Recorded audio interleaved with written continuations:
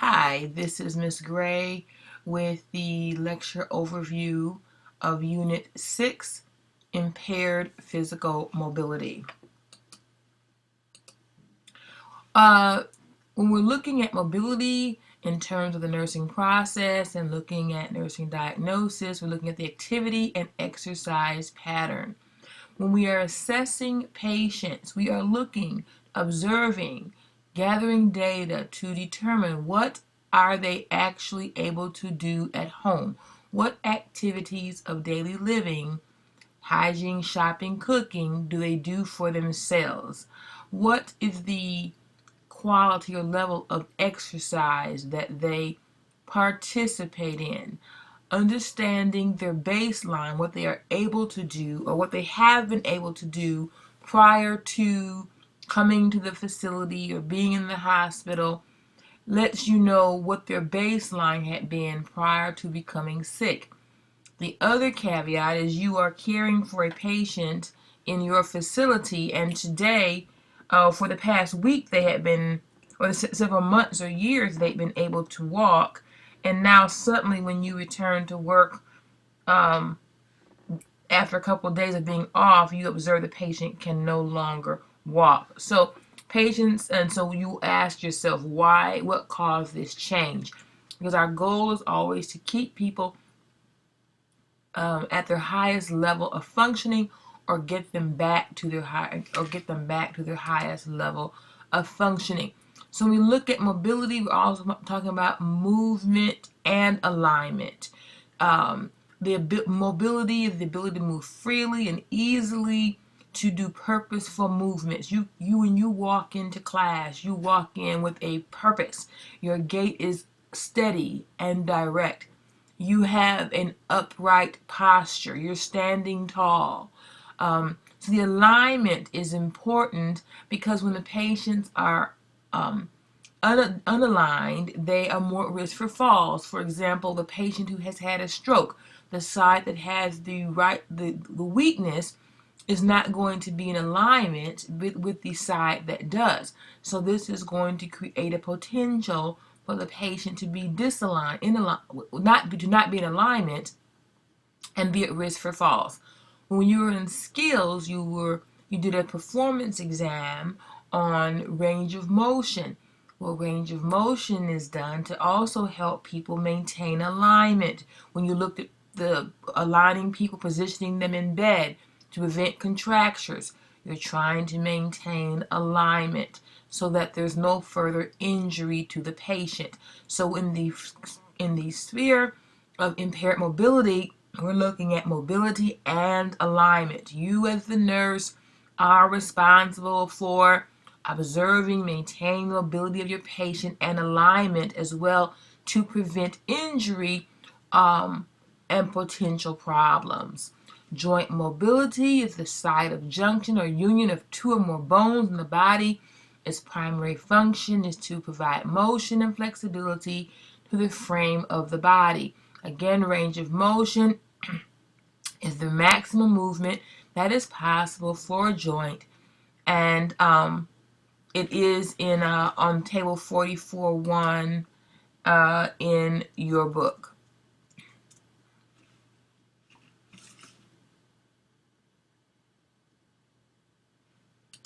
Common causes placing clients at risk for problems with mobility. Pain. Patients do not like to move, do you, when they're in a lot of pain? Motor function impairment, if they've had a stroke or if they have a chronic disease like Parkinson's.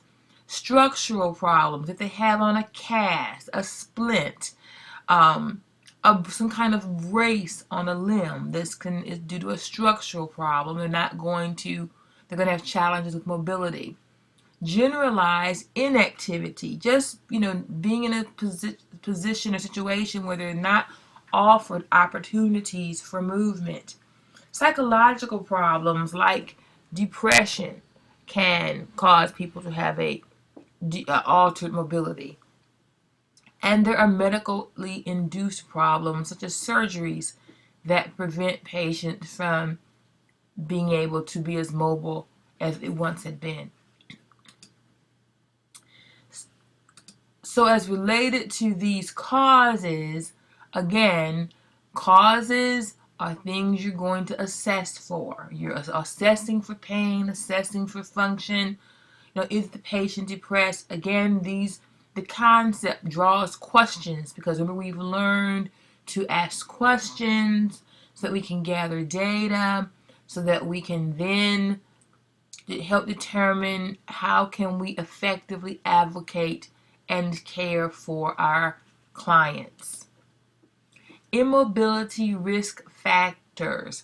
Remember, when we have a risk factor, it is what we are assessing for. So, pain is a risk factor for immobility. With pain, there's a guarding of movement which limits mobility. And there are general situations, cancer, arthritis, injury, post-op pain, that are factors that cause pain, and our assignment as nurses is to assess, is there a potential problem, is there an actual problem that is causing pain, again, which limiting the patient's movements. Neurovascular and motor impairments are also risk factors or potential problems that can lead to immobility. Arthritis, amputations, multiple sclerosis, Parkinson's disease, strokes, altered levels of consciousness are all problems that can lead to motor impairment.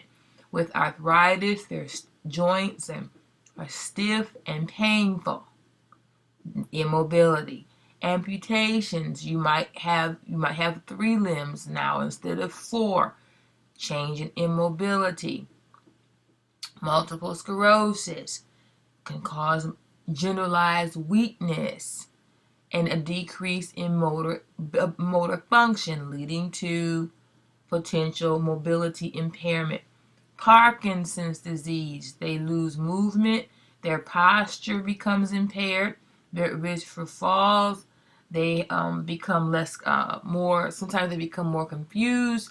So Parkinson's can affect the neural and the muscular systems, again causing motor impairment. Strokes, you lose mobility because of the severity of a stroke, you have a change in gait, again motor and neurovascular impairment, which can put the patient at risk. Altered level of consciousness, being over sedated on medication, not having motor mental impairment because of just dementia or Alzheimer's can put you at risk for a client at risk for motor impairment. So you're going to want to assess for risk factors. Immobility, chronic conditions, cardiac disease, respiratory disease, obesity. These problems can limit the oxygen supply, increase the workload of the heart. So with cardiovascular diseases, they're going to be at risk for immobility because they might not be able to have the strength or the stamina to provide to be involved in a lot of activity because of their heart condition. Respiratory diseases, asthma, emphysema, severe bronchitis, COPD, their oxygen needs are challenged, and so they're not going to have the endurance to be involved in a lot of activity. Obesity affects the joints, which can be painful. It affects their stamina, increases the workload of the heart. So again, there's a risk for immobility. So you're assessing your patient's weight, you're assessing their function, their oxygen, blood pressure, pulse, vital signs. You're gathering data to determine, do you have risk factors for immobility? Generalized weakness due to age, that not all 80-year-olds want to walk around and run a mile, and so they might have generalized weakness. And chronic illnesses can also be risk factors for immobility. Stress and anxiety can deplete energy, cause distraction and restlessness, causing your clients to not want to do a whole lot of activity. Depression interferes with motivation and can also create postural changes, which lead to risk factors for immobility. And there's also fear. If people are afraid to leave their home or afraid to go outside, these can be risk factors. So again, as you think about how you're being taught to do physical assessment, you are gathering data, you're looking at, and we look at patients holistically.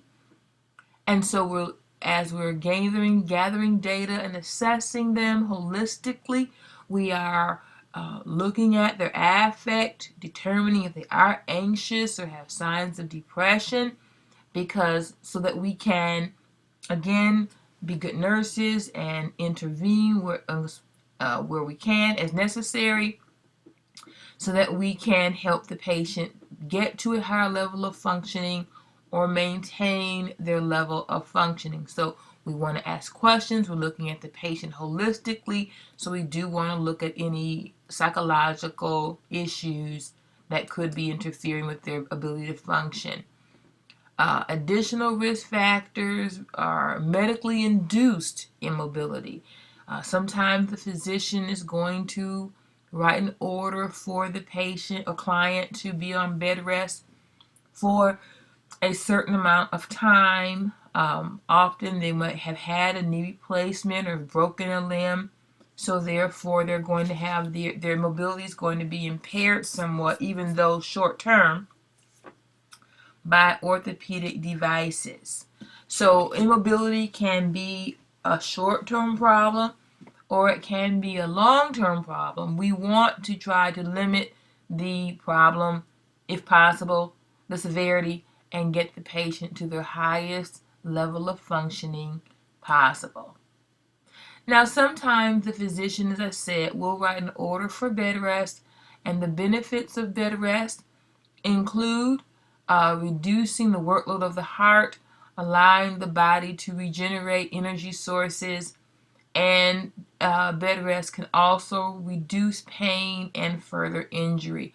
But it's generally limited to a specific period of time because the research has proven that bed rest can also cause problems in terms of immobility, leading to generalized weakness, greater chance for contractures, greater potential for skin breakdown, greater potential for a PE, a pulmonary emboli, or a deep vein thrombosis, and pneumonia. So there are benefits to bed rest.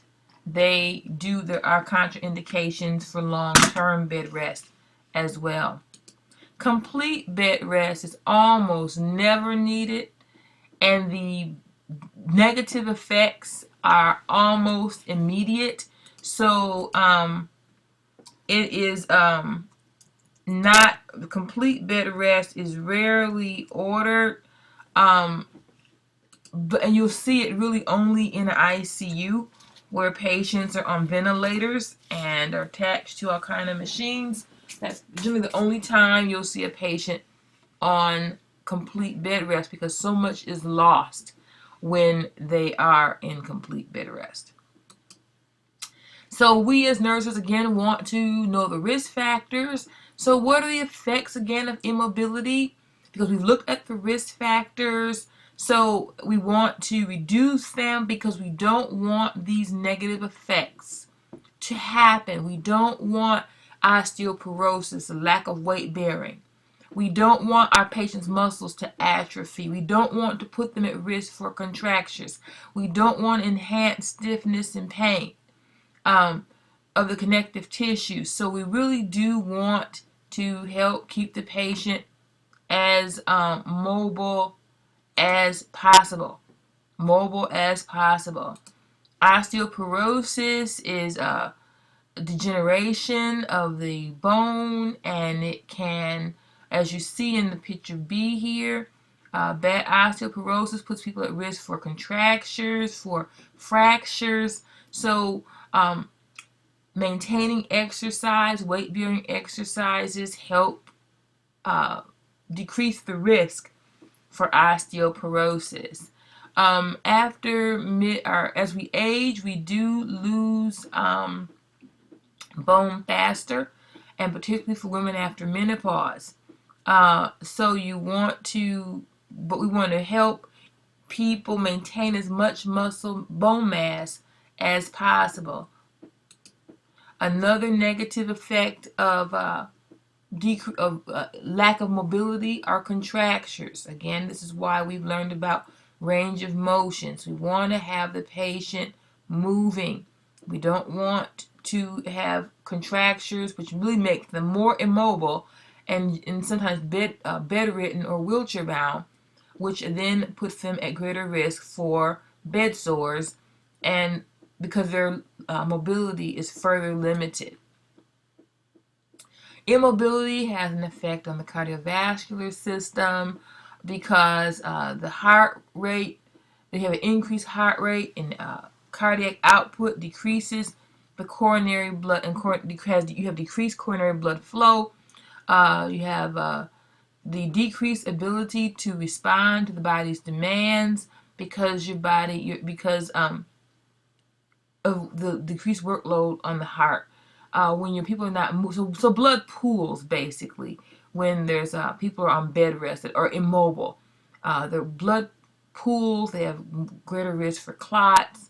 The heart isn't beating and getting the activity that it needs, and so you want to be aware and do everything to prevent potential clot formation or thrombus or embolism. You don't want to increase the risk for dependent edema or orthostatic hypotension. So you want to keep the patient mobile. Again, when this is an effect, when people are immobile, you see that you have serous fluid seeping into the tissues, and therefore you're going to have this edema because they're not mobile. And so when we have fluid pooling and seeping into the vessels versus keeping them and expanding them versus mobility, being mobile where there's contraction and activity of the vessels, you can see that with no mobility, the vessels are expanding and fluid is pooling, and they get edema, as you see over here in this picture, and they're also more at risk for then the embolism, emboli, and clot formation. Orthostatic hypotension is a drop in the systolic blood pressure of 20 millimeters of mercury, or systolic, or 10 millimeters of mercury diastolic, and the heart rate goes up by 15 to 30 beats a minute. I believe when you've learned about in the physical assessment about how to do an orthostatic blood pressure, these are the ranges that you've been taught. Again, when you're doing a orthostatic blood pressure, you're getting the blood pressure and then the pulse with the patient lying. You're getting a blood pressure and then a pulse with the patient sitting up. You're getting a blood pressure and a pulse with the patient standing if they're able to do so. And if you see a drop in the systolic blood pressure and a drop in the diastolic blood pressure, coupled by an increase in the heart rate with each movement, the patient is having signs of having orthostatic hypotension, which is an effect of immobility. And orthostatic hypotension as any type of hypotension, puts the patient at risk for falls. So again, correlating what you've learned about vital signs and physical assessment with situations that you're observing for in the care of your patients.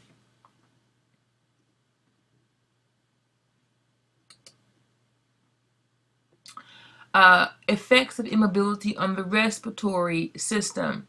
When patients are immobile, they're at risk for atelectasis or collapsed air spaces in the lungs. They're also at risk for pneumonia because fluids pooling in the alveoli. Immobility also affects your metabolic system. You have a wasting or breaking down of muscle mass, causing protein catabolism, and you have depleted protein stores. You have a decreased metabolic rate, or your appetite drops. You have an absence of weight bearings. You have calcium loss in your bones, and you have decreased GI motility, so therefore you're at risk for constipation. In terms of the urinary system, when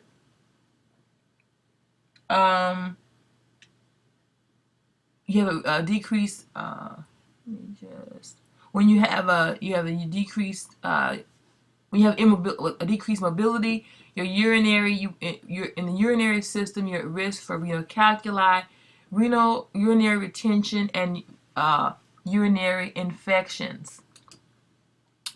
Also, as I mentioned several times, you're at risk with immobility. You're at risk for skin breakdown because there's there's a shift in fluid.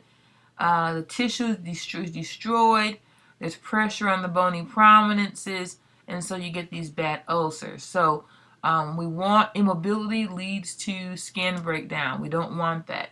And again, immobility does affect a person's self-esteem. It affects it decreases when you're not mobile, you have a decreased level of endorphins, an ability to move, narrowed focus, loss of control, and sometimes anxiety. So your goal as the nurse is to assess the patient, assess their activity tolerance, what activities can they do, what makes them tired, what makes them feel good.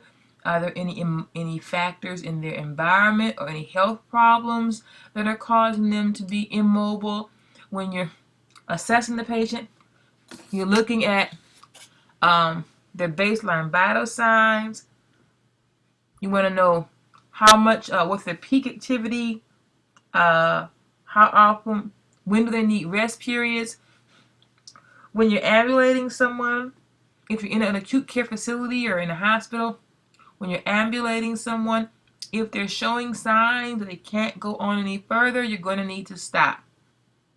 If they're showing pallor, dizziness, weakness, the heart rate is going up, you're going to want to stop and give them a rest period. So again, you want to assess, part of your assessment as you're learning is about the patient's activity tolerance. And if at any point you feel the patient cannot move forward, then you need to stop and let them get a rest period. Potential nursing diagnoses relating to activity could be insufficient psychological or physiological energy to endure or complete required or desired activities. You're looking to assess the patient for this nursing diagnosis. Do they have any defining characteristics for activity intolerance? Do they have an altered body alignment?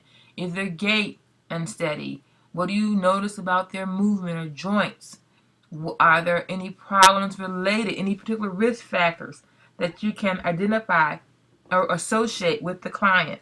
So you're going to want to, again, do your assessment to determine if there are any risk factors and defining characteristics that correlate to the nursing diagnosis that you're potentially going to use for your patient. Another problem could be a limitation in independent, purposeful, or physical movement of the body by one or more extremities. So you're going to look at, or you could have impaired bed mobility, limitation of independent movement from one bed position to another. You can have impaired mobility in the wheelchair. So the level of immobility is also physical, but can be specific to the capacity the patient has, either being if they have impaired mobility while in the bed, then we're going to have to turn them every 2 hours. If they have impaired mobility in a wheelchair, we're going to need to help them be repositioned every 2 hours. And again, those will be those turning schedules will be part of the interventions in your nursing care plan. Other related nursing diagnoses can be ineffective airway clearance, impaired skin integrity, risk for disuse syndrome, constipation, risk for falls, self-care deficit, and risk for situational low self-esteem. Again, you determine what diagnoses to use based on the defining characteristics that your patient has that correlate to that specific problem. Again, these are just, examples of nursing diagnoses and defining characteristics as you might see them in your book. And the key is nursing interventions for impaired mobility should focus on exercise, proper body alignment, providing the assistive devices as patients need them. You're going to want to, again, review range of motion, which you've had in skills. You're going to be cognizant of proper body alignment, whether the patient is lying, sitting, or standing. You're going to be cognizant of if they need any assistive devices to prevent falls, prevent risks. And you're going to, again, it's helpful to review your CNA training, and you might want to watch the video for further review. Key, again, in summary, you as the nurse are responsible for doing a good assessment on your client. Our goal is to keep the patient as functional as possible, either maintaining a present level of functioning or gaining additional function. We want to be considered cognizant of mobility and alignment. Both can put the patient at risk for falls. We want to understand the risk factors that can correlate to a problem with mobility. We want to understand the effects of immobility on the other bodily systems. We want to be cognizant of osteoporosis, its effect on mobility, pain, and we want to prevent contractures. Again, we want to do good patient teaching also related to osteoporosis, especially with our female clients. We want to provide good nursing care related to contractures. We want to be aware of the effects of immobility on each of our systems, particularly the heart, cardiovascular system. We can have orthostatic changes. We can have a risk for pneumonia, constipation, urinary tract infections, potential for skin breakdown. And then we want to be cognizant then of the potential nursing diagnoses that might relate to immobility, and we want to assess whether our patients have defining characteristics from our assessment data to help us determine what problem we're going to address in our nursing care plan. And the goal is to keep people as active as possible, in alignment, and with the appropriate assistive devices. Part of your work as a nurse is to determine what do I need to provide for my patient to keep them as mobile and active as possible. You want the client outcomes to be positive, that they're getting stronger, and that they're using their devices and remaining safe. That's all for Unit 6. Make it a great day.